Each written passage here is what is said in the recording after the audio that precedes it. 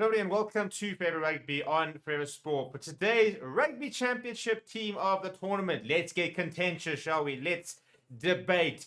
Let's complain about selections. Let's back our favorite players. Let's unashamedly be biased towards certain players.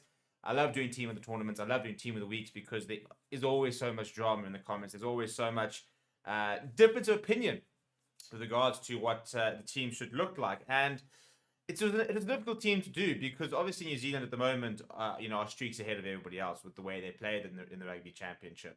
South Africa had a fantastic game against Australia, then a pretty poor game against New Zealand, another poor showing against Argentina. Although individual performers, I thought throughout the tournament have been pretty good for South Africa. But in terms of the team of the tournament, it's difficult not to sort of basically just name the All Blacks line. So I have found a couple of spaces for some other players. And to be fair, in every single other position, the alternative is probably an All Blacks player.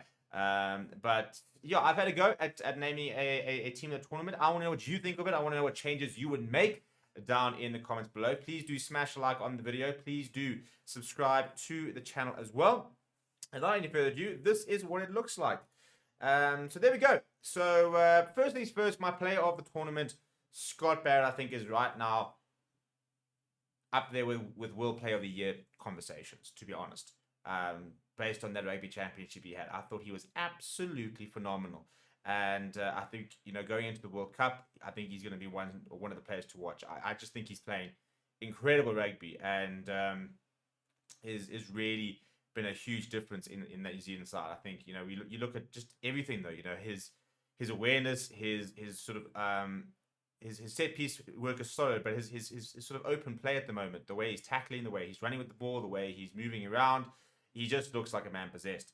But let's go through it. So in terms of the front row, I've been very impressed with the New Zealand front row, which I think have come a long way, and I think that's for me a big sort of turning point for them in terms of why they've been so much better this year than maybe last year. So I've gone with Ethan de Groot and Tyrrell Lomax. I could have made a case for Steven Kitshoff. I don't think he did much wrong throughout the tournament. He played a lot of minutes, scrummed very well, tackled very well, was fantastic at the breakdown. So for me, it was a bit of a flip of the coin. Could very easily have gone with Steven Kitshoff, and I don't think he could really have complained, but I have been very impressed with Ethan de Groot. In the second row, I thought Cody Taylor had a very good tournament. Malcolm Marx, when he was on, was very good. I've gone with Julian Montoya, who's just the never-ending workhorse for Argentina. Leads from the front, is playing some brilliant rugby. And he's just his level never really drops. You kind of know, exactly what you're getting out of him week after week after week. And that's a very unique thing to actually have in any player is sort of that level of consistency, which is so high all the time. So I've gone with him in the front row. In the second row, I've got an all New Zealand front row. Some people putting in Evan Etzebeth. I don't think he had a great game against New Zealand, and I think he was pretty solid. Look, he's much better against Argentina. Actually, very good against Argentina, but you think about a pretty average game against New Zealand and then a good game against Argentina. I thought Brady Talik had two back-to-back very good games. And so I think it's fair to say that he probably goes ahead of him there.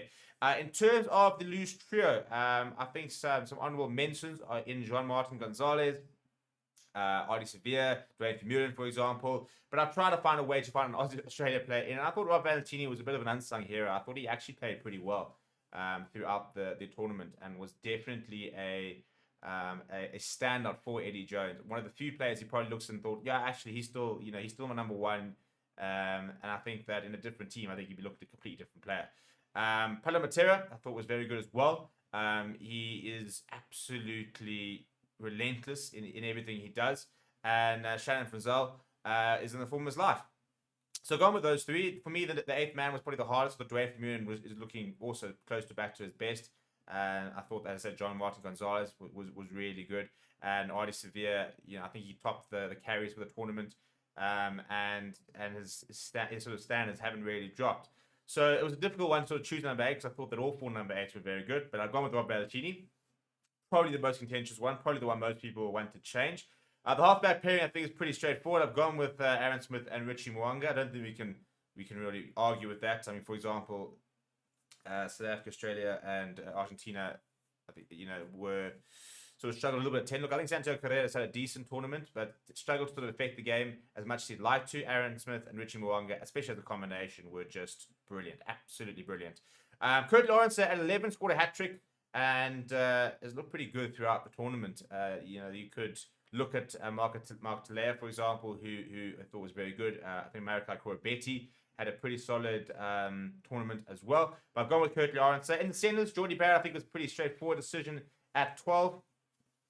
Damien De Lindy, Andre says on one game. Damien De Lindy is getting there, but not necessarily at his best.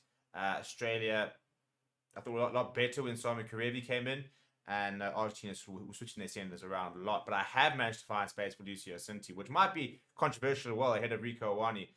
He's probably the only one who could really have had a shout in there. But I thought Lucio Cinti for Argentina, especially when you look at how young he is, was an incredibly consistent performer and a very exciting player. I think he's going to be one to watch in the years to come. Although I do think Rico Awani looks as settled in the number 13 jersey as he ever has, and that'll be a very big positive for the All Blacks. Number 14, I've got with Will Jordan. Again, I don't think too many people are going to complain. Well, I don't think anyone's going to complain about that. Just absolutely electric. Looks so at home at Test Rugby, whether it's at 14 or 15.